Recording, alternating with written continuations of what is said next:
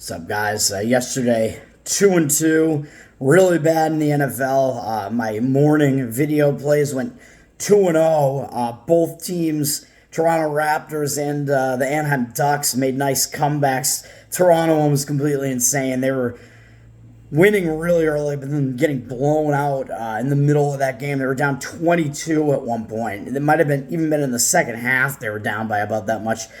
Came all the way back. I don't think Toronto, aside from like having a lead really early in the game, I don't think they had a lead at all for the remainder of regulation. They tied it right at the end of regulation, sent it into overtime, and then had a good overtime, won and covered. I'll take it. I still think the market read and the situational handicap was kind of correct in that one, and at least San Antonio kind of ran out of gas, so at least there was that. So that aspect of it was good. I'll take the win. Anaheim Ducks were down 2-0, I think, in the third period. They were hanging in there, though, which is what I wanted. When you bet an underdog money line that's like plus 150, whatever, you're not saying that you expect them to win that game outright every time, but you are saying that you expect that they have a better chance to win that game than what the odds are suggesting. And it happened, man. They got a couple goals. They tied the game. They wound up winning 4-2. I didn't look to see if that last one was an empty netter or whatever, but the game statistically played pretty close. So Anaheim hung around and they won it. They did it. First regulation loss for the returning champion Vegas Golden Knights. So there you go. Anaheim, they dealt my Bruins their first loss, which was in overtime, and they dealt Vegas their first regulation loss, and I won them both of those games. So, yeah, I like it. NFL was terrible, however. Arizona, they turned the ball over 3 times or whatever. Tune was not in tune. They were not in tune. He had a horrible game. He was turning it over. Just too many turnovers. You just can't stay in a game like that when you're turning the ball over that much. They scored 0. I at least expected them to score something. And Cleveland was not putting up a great offensive performance, despite Arizona's defense being pretty bad. So the game was 13-0 into the third quarter. So it was like Arizona was within one score of covering the spread for much of the game. And yeah, what can you say about that? They just couldn't even score. They turned it over way too much. And the Buffalo Bills, they kind of wound up losing that game on too many turnovers as well. I think Arizona was -3 in turnovers. Buffalo was -2 in turnovers. That game was pretty close statistically. I think as far as like the spread is concerned, kind of toss up as far as which team was going to wind up covering at the end there, and yeah, both statistically and in reality, I think that was the case in that one. It sucks. We move on. There is an NFL game tonight, which I mentioned in my video. I think it's a decent lean, which would be on the Jets in this one. What is it? Looks like so the Chargers have gone up from -1.5 to they're somewhere in the -3.5 range or -3 with juice, with 51% of the tickets on them, but 53% of the cash on the Jets. I do think it's kind of a pros versus Joes type of situation here where the public is only going to want to really be on the Chargers here. And why wouldn't they? They're the team that has the way better offense. They can score. That's what the public likes. The Jets play horrifically ugly. Last time we saw the Chargers was prime time. They crushed the Bears, even though I think that was expected. The Bears' defense is pretty bad. But the Chargers, people might take that as an indication that, hey, their offense is back, baby. Chargers are doing their thing. And the Jets, last time we saw them, just looked hideous, and I think they won, but it was that Battle of New York against the Giants where it wound up being a 13-10 overtime final, and I think the Jets tied it right near the end of regulation and then wound up winning on the overtime field goal. Nobody's going to want the Jets. They can't do anything offensively. And they just continue to look really ugly offensively. Not the type of team that the public ever wants to be on. However, it's the type of team that I want to be on. And the Chargers do have a game against Detroit next, so I don't know if they might have one eye looking ahead on that because it's a battle of a couple of high-scoring offenses. They might overlook the Jets here. They have to travel to New York, which is a bit of an odd travel spot. The Jets essentially they have no travel because they're already in New York, so the situation is pretty much only negatives for the Chargers, I would say, and positives for the Jets. The Jets have the better defense out of the two teams, even though their offense is pretty terrible. I like the defense getting points, so that's the way I would look in this one. That Monday night home dog, that classic spot that the books have adjusted such that it isn't really money anymore, but in a spot like this where you obviously have the public road team here laying the points, and the team at home has the better defense. I would only look to the Jets in that one. That's what I like. There's a full college basketball slate. My favorite sport, maybe my favorite sport to bet. I don't bet like the very early college basketball, really, though. There are a ton of games today, and it's going to be interesting to watch. Most of them are night games tonight, except Georgia, Oregon have like an early evening game, I guess, or late afternoon game, my time at least in the East. Usually what I look at just quickly in college basketball early on is similar to what I look at in college football, where you can find some situations where a team that is considered to be the worst of the two teams has a bunch of returning starters, and they're like returning a bunch of guys who already have experience playing with each other. They've all played like maybe 1 or 2 years together, multiple years together. So look at that. Which teams have those returning starters that might be undervalued, because you might find like a lesser team that does have all those returning starters against a bigger name team that doesn't have the returning starters, that kind of reloaded, and you might get value on that lesser team just because they have that like built-in chemistry already, having all those players return. So that's one of the things that I would tend to look at very early on in college basketball. I just don't have the amount of time to even do it, really break down like this many games. But I like once the schedules start going, you can find those good scheduling spots. So I like that. I got nothing on this short NHL card here either. There are 4 games tonight.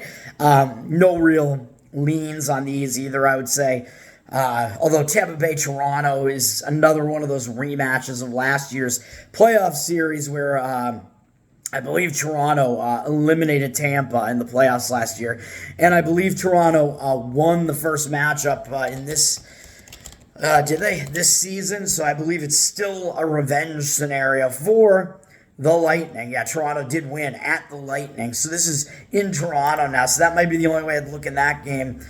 However, Toronto looks like they've gone up from minus 145 to minus 153 on the money line with 72% of the cash and 64% of the tickets on the other side on Tampa Bay, because Tampa's got the better offense. So people tend to like leaning that way, and they like the team that can score more. But yeah, I just don't know about that. The money, the market read looks like it's on Toronto yet again, but I think the revenge spot just for the playoff elimination from last year would add some motivation to Tampa. So that's a tough one to read, really. And Tampa, I think, is still without Vasilevsky, although I haven't checked. Their star goaltender who starts the season injured. I don't think he's back yet. NBA is where I'm going to have 2 plays here. There are some other interesting situations here where, like, I think Boston, my Celtics are kind of not in the best spot here. A road favorite going to Minnesota after they won in Brooklyn, even though Brooklyn might be a little bit down this year. And they have Philadelphia next and then Brooklyn again after that. So this one is an out-of-conference road game kind of sandwiched in between divisional opponents for Boston. So maybe not the best spot, but not the strongest situation that I'm looking for here. So what I do think are stronger, though, we'll talk about. So I also think Golden State is not in the best spot, although I think both Golden State and Detroit both played yesterday, which is kind of weird. And Golden State dropped the game in Cleveland, but Golden State, let me see here. They have Denver up next, so it's possible that they wind up having a look-ahead spot here, because for them, even though it is a back-to-back, but it's also a 3rd game in 4 days and a 4th game in 6 days, all in different cities, and losing that Cleveland game, they might wind up like kind of being hung over from it. It might kind of break that momentum that they had. So I think it's kind of a bad spot for Golden State, I would say. So those would be a couple of additional ways that I kind of lean in that one against the Celtics and against the Warriors. The Warriors laying 6 on the road. Don't really see any market percentages on that yet. And the Celtics have gone down from 4.5 to 3.5 as a favorite on the road with 67% of the tickets, but only 66% of the cash. So it does look like the Celtics might be the T-Wolves might be getting some of the sharper money there, perhaps. So I like those home underdogs a little bit, but I guess I'll also mention, I think Oklahoma City's not in a good spot because they just played the Warriors really close. They had the lead very late in that game and wound up letting it slip right near the end. And now they've just been sitting around at home after that. And maybe having that extra time off will help them overcome that and let them re-prepare. But you're coming off a big game like that, and you have the Atlanta Hawks coming in, like not the biggest opponent there. So I don't know about that one. So that's kind of an interesting spot there as well. So Oklahoma City, coming off that almost win, that near miss against the Warriors. I think that's a negative for them. The Hawks they've kind of gone up to a 3.5 road favorite, and I don't really see the market percentages yet on that. I would lean against the Thunder in that one, and I might lean against the Nuggets as well, with the Pelicans having an issue with McCollum. He's got like some sort of lung injury that I guess he's had before in his career, and if he's going to be out, it's going to be a potential like injured player theory type of situation where the Pelicans might step it up that first game where he's out with the injury, and it's against the defending champs, the Nuggets. So Nuggets are a 6.5 point favorite. Don't see the money percentages on that one yet either, or the market percentages. So that's just a few extra leans there. I would kind of look the Pelicans' way in that one. But the two plays I'll actually make, one is going to be on the New York Knicks +2. And in the market here, the Clippers have ticked up from a pick'em to up through the -1.5. I found this at 2. On the road at the Knicks, I don't see the market percentages yet, but this is going to be a play against the Clippers having to incorporate James Harden into their lineup. So this is interesting because I played the Knicks in a similar situation when they hosted the Celtics to start the season, where I thought the Celtics might take a little while for those new pieces, where they have two new players in their starting lineup. It takes a little while to get that chemistry and gel, although at least with the Celtics situation, they had some additional time during the offseason to get used to having those guys in the lineup. The Clippers don't really have much time at all, just a couple days turnaround time, and have James Harden coming in and entering their starting lineup, so that they have had less time to kind of get that chemistry going. So I think it might be a jarring shift, and they might wind up being overvalued a bit because of that. The Knicks are coming off a game against the Bucks that they played pretty close, so maybe not the greatest situation for the Knicks, but when you have a star-studded Clippers team coming into your house, you have a couple days off, and you don't really have anything else otherwise around this game. I think as a Knicks team, and you're 2-4, you're probably going to have to be focused on this game. And the Knicks might also just be undervalued because their schedule has been tough. They haven't played any bad teams yet. They lost to Boston. They lost to Cleveland in that revenge spot where I bet Cleveland in that one right after they'd beaten Cleveland in their own house. They lost close to Milwaukee. They lost to New Orleans, who's an above 500 team as well. So their schedule has not been easy. Now they have those extra days off, so I think that's mostly a positive for the Clippers. I don't think that game against the Bucks is going to cause them to be hungover because the Clippers are a big name team coming into their house. Clippers are coming off a loss as well against the Lakers, their in-city rival at home, and they've had 4 days off, I believe, which is kind of crazy. In a situation like that, yeah, you could say that they're coming off that loss, so that might help them refocus a bit, but they are having to travel out to the East Coast. So I don't know. And that Lakers game is a fairly big game. But yeah, they have time off to readjust or whatever. But now this play is almost entirely going against having to incorporate Harden into the lineup, though. When you have like one of the star players in the NBA joining your team, you've had almost no time to really practice with him so far. And you're throwing him right in there in the starting lineup. And you have to play right away like that. There's only going to be value going against that team, so I like to go against that team. It's almost kind of like that reverse injured player theory type of situation, and like who knows what these other players are going to do. Like they need to have time to gel with Harden there. So getting points with the Knicks at home, and the Clippers are going to have to be the more public team because they got Harden, Westbrook, George. I think they got a bunch of stars in their starting lineup. The Knicks have some kind of some more under the radar types of players. They're star players.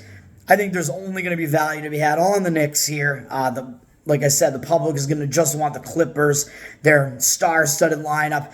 Knicks did play well in that game against the Celtics, too. They just missed by a half point, and they were winning the game with like a few minutes left. So it seemed like the spot was still correct in that Knicks play against the Celtics in kind of a similar spot where you need to like gain chemistry first with these new players. So that's what I'm going to do. I think the Clippers are going to be overvalued just because they're adding that huge name to their lineup, but it doesn't pay dividends like immediately right away because the chemistry is a big deal in basketball and in the NBA, especially when you have other star players who consider themselves to be like the guys on this team, like Westbrook. I don't think he loves Harden really. They played together in the past when they were on the Thunder back in the day, and it's like I don't know, man. I don't know how they're gonna work together here. Like all of a sudden you go from being like the guy on the team, Westbrook, George, maybe consider those guys, to now, oh shit, we have a new guy who's immediately the guy on our team and everybody's talking about. So some overhype going on there. So I am on the Knicks +2. And then real quickly in the other game, I'm going to zigzag the play that I was on the other day where I took the Houston Rockets +3 against the Kings, because I thought the Kings were in a bad spot, having to go to Houston, coming off a 1-point loss where they blew a lead late at Golden State, which was a big game, and they're still looking for that revenge for Golden State eliminating them from the playoffs last year. So the Kings were in a bad spot coming off that game, having to go out to Houston. Now they just got trashed by Houston, and they were a 3-point favorite in that game. This is like a zigzag, like similar to the playoffs, man, because now you have one day off and you have the same game being played again, and all of a sudden Houston, just based on the previous game's results, is now a 2-point favorite. So the line has moved 5 points, basically, just based off of that result. That's an overreaction. I'm not buying that. That was a bad spot for Sacramento. Houston beat them by almost 20. They covered the spread, obviously, and won the game outright. But now, when you have a situation like that, the line might overreact to that one result, which it is doing. It has done. So there's only value to be had on the other side now, on the Kings after that. But in addition, the Kings are the team that lost really badly. So they're the team that has all the adjustments to make. Knowing what they just saw, they can make adjustments to it. Whereas if you're Houston, what can you do? You played like a really good game. You dominated them. You have nothing to change. So it's like a zigzag spot there. I like Sacramento +2, and Houston has a fairly big game up next against the Lakers, so they might be looking ahead to that as well. So those are the two plays. That is the Sacramento Kings in the zigzag +2, and the New York Knicks +2 fading the James Harden hype. Knicks +2, Kings +2. Let's do it.